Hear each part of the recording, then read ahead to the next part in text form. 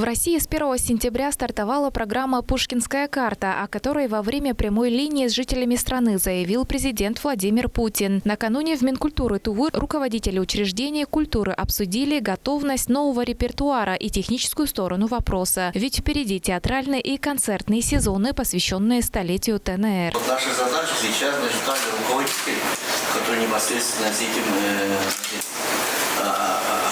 имеют отношение к этому проекту, к этой Пушкинской карте, да, рекламировать или объяснить специальную инструкцию делать для посетителей, для детей, для школьников, для учителей, для родителей.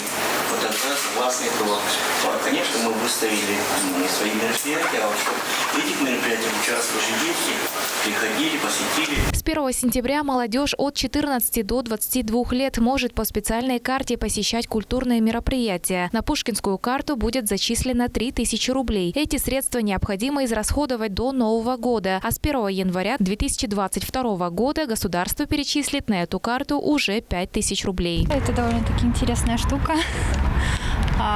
Было бы неплохо посетить разные музеи и другие культурные мероприятия, тем более, если это бесплатно.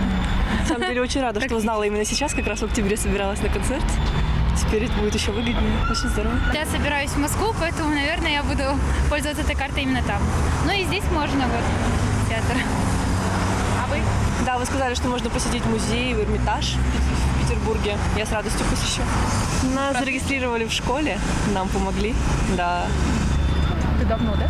Да. Очень. Ну, мне пришлось перерегистрироваться на госуслугах. Но ничего сложного, один день и все готово. Так что замечательно. Я помогала всей своей семье устанавливать госуслуги. Ничего сложного не было. Вообще идея хорошая, что я могу сказать. Хотелось бы, чтобы ребенок ходил, просвещался, узнавал больше. А как вы посещаете, да, мероприятия? С классом они часто ходят по таким мероприятиям. Я только от вас слышала это, да, если такая акция идет, либо программа такая, то я очень рада буду. В госуслугах я с грехом пополам зарегистрировалась. Надо ребенка зарегистрировать. Ясно, ну хорошо, можно попытаться. Мы в разные города ездим, и за границу, например, через большие города, там Красноярск, Москва, и в то время как раз я обычно вот музеи планирую всегда. И можно было бы, если вот со старшим сыном с 14 лет, то попасть как раз. Оформить Пушкинскую карту несложно. Все, что нужно, завести учетную запись на госуслугах и приложение «Госуслуги Культура». Второй способ – скачать приложение Почта банка и также оформить виртуальную карту. Для тех, кто не может использовать виртуальную карту или хочет иметь карту пластиковую, с октября можно заказать ее в отделениях Почта банка. Можно также выбрать дизайн карты. В любом случае это занимает не более 5-10 минут. Просто на скачивание, установку приложения и регистрация в нем. После этого гражданин от 14 до 22 лет может совершать уже покупки. Как правильно сказали, покупки можно совершить только в определенных терминалах. Покупки можно совершить только в учреждениях культуры. В Туве на данный момент к проекту подключили 7 учреждений культуры. Это Национальный театр имени Виктора Кукола, Национальный музей имени Алдан Мадер, Тувинский театр кукол, ансамбль Саяны, Национальный оркестр, духовой оркестр правительства Тувы, а также филармония.